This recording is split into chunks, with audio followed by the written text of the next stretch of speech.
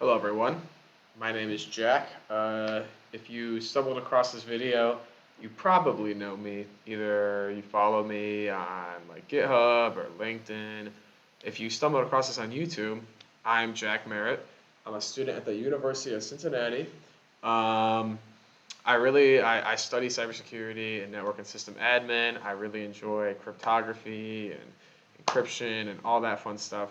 So I made a project demonstrating Shamir secret sharing with distributed key generation. It's with Python, it has a lot of fun visuals. We'll get into that later. But it's kind of hard to describe sometimes.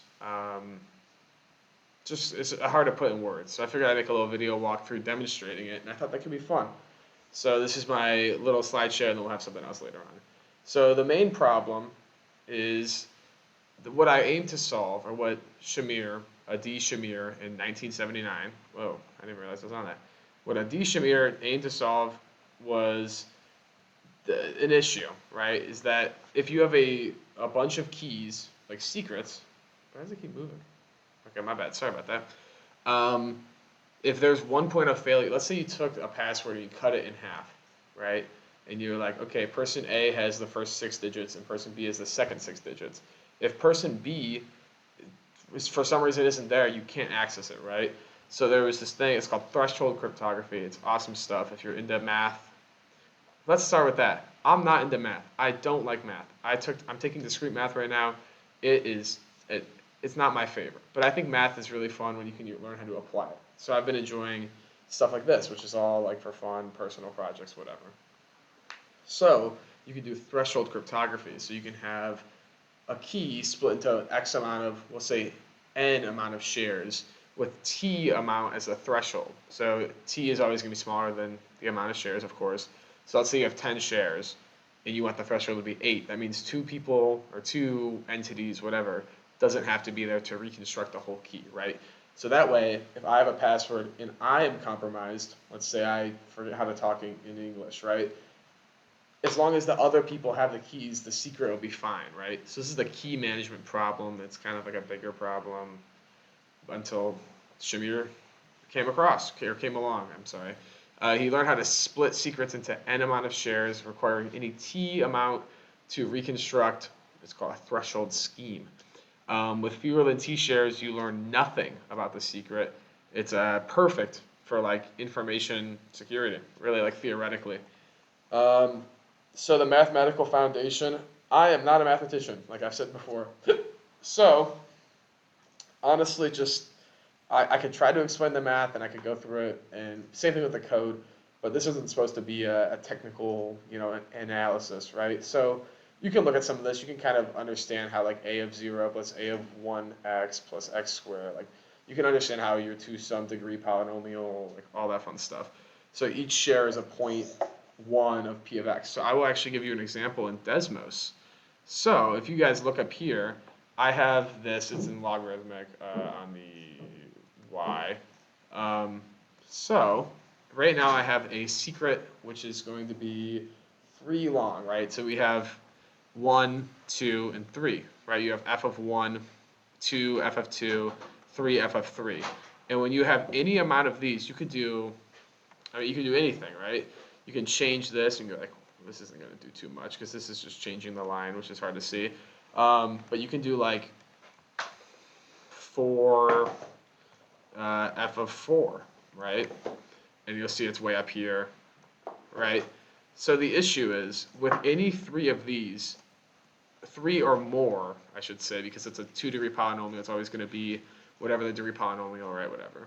I'm sorry, it's 3 total. So you 2 plus the whatever. I'm not going to explain that. You guys are smart enough. So you have 4 points, right? You only need 3 to reconstruct the secret. And you might ask, where's the secret?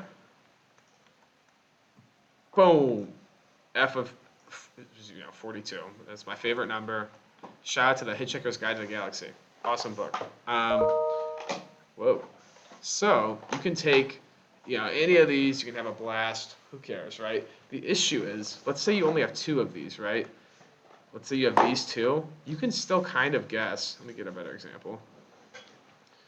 With a line, even with 1 of 80 and 4 of 470, you can still kind of draw a line and guess where on the intersect where it'll be, right? So that's kind of an issue, and we're going to cross that road when we get there. But right now, that's all you need to know.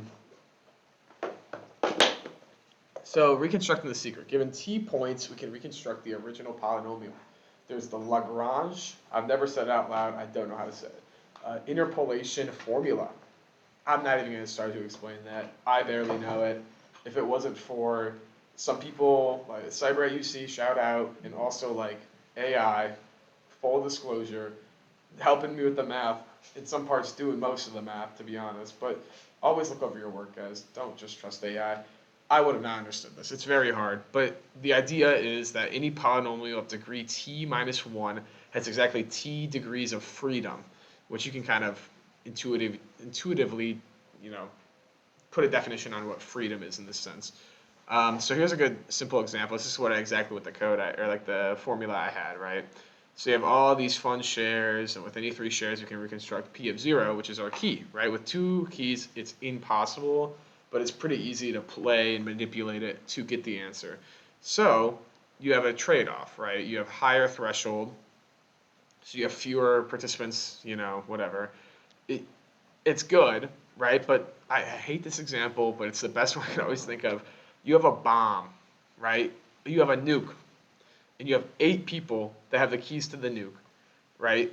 And you have, let's say, if you have 8 people and the threshold's 8 as well, if one of those persons dies, you're not launching the nuke, which, who cares, right? Whatever, it's a nuke. But you still want that threshold cryptography to kind of come into play. So if you have 8 people, maybe you need 5 of the 8 people right there. So that's where you get into like the trade-offs here.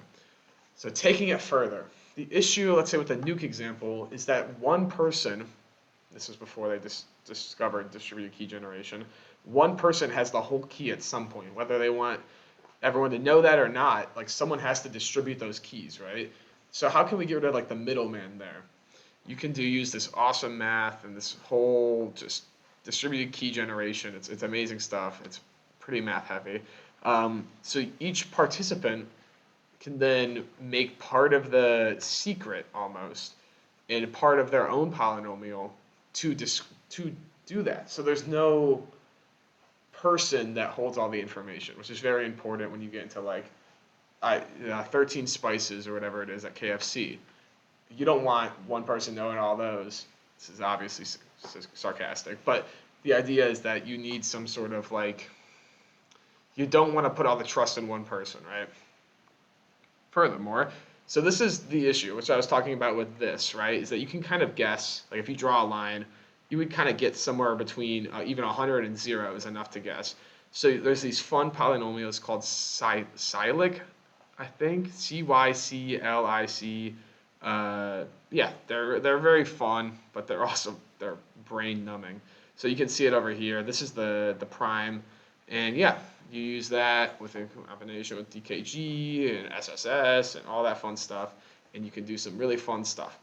So here's this is the visualization dashboard. We'll get to that later. Where and how it's used.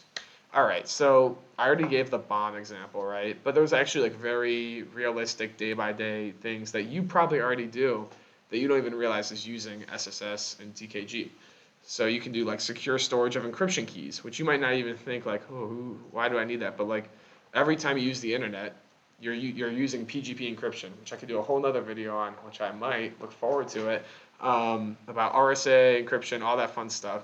Someone has to store those keys somewhere, right? The private keys, if you know what that is. If you don't, it's okay. You can assume a private key wants to be kept private. So how do you do that? Like, do you trust one person at Google with everyone's information, like to break the encryption of everything that runs through Google? Probably not, right? So you would have a distributed key with, let's say, 8 of 10 of the executive members have to come together to actually get everyone's the key to open a wallet that has everyone's PGP encryption codes or whatever. That's a good kind of a large scale definition or example, I'm sorry.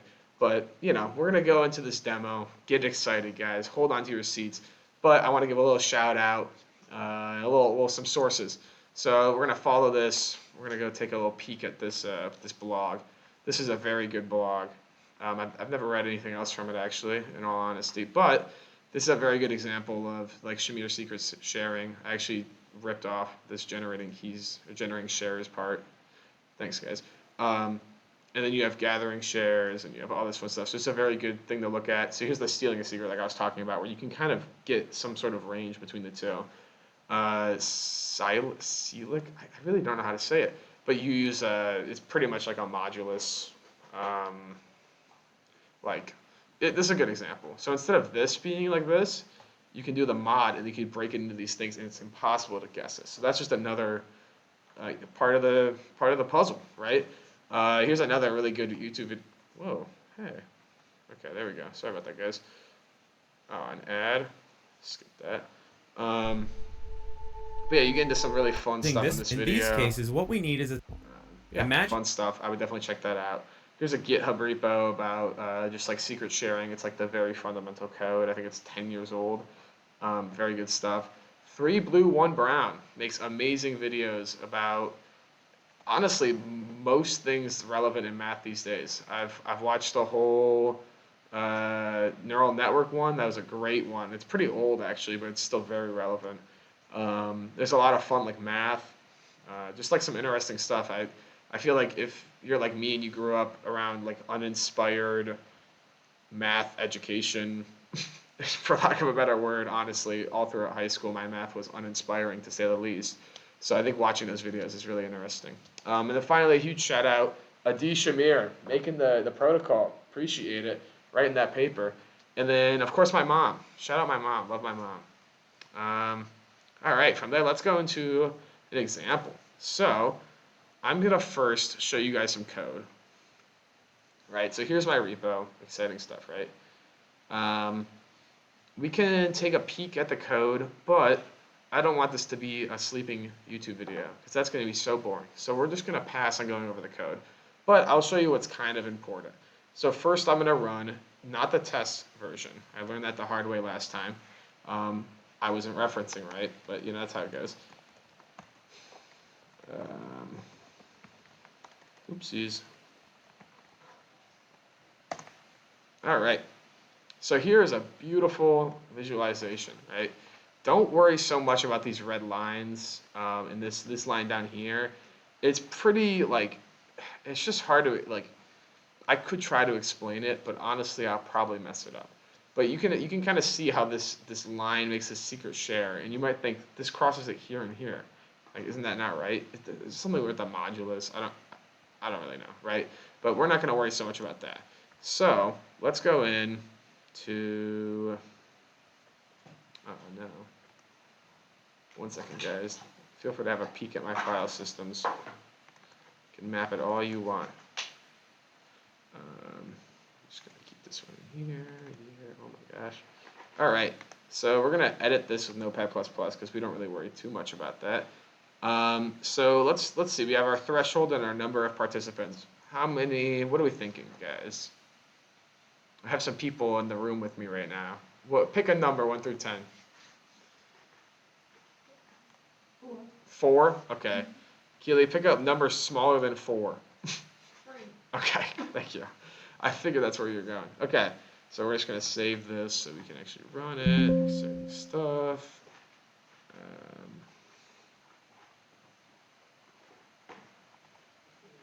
Perfect. Okay, let's run that. So you can see how this one is it's a little more jagged. I'm not going to lie to you guys. It's a pretty rough example with, this means 4 people can be there, and if one person dies or something, I don't know, it's probably a bad example, but if one person ceases to exist, we can still reconstruct our key because each one of these points to 3, right? So even if 4 isn't here, you can still get all your fun stuff. And then don't worry so much about this. I spent dozens of hours on this matplotlib. Awesome program, horrible to actually work with. It's really cool once you get it, but you can kind of see how these first 3 keys, and then after that, you're free. But it's just hard to explain. I'm not going to sugarcoat it. This stuff's not easy, but that's kind of the part of the fun. So that's really all I have, guys. I hope you enjoyed. Remember, keep pursuing. What's the word? There's a quote I'm thinking of. Keep pursuing to learn, guys. Learning is important. I love learning. I hope you guys do too, and I hope you guys all take it easy. And I hope this got to explain some of the basics of Shamir secret sharing and distributed key generation. All right, guys, take it easy. Have a good one.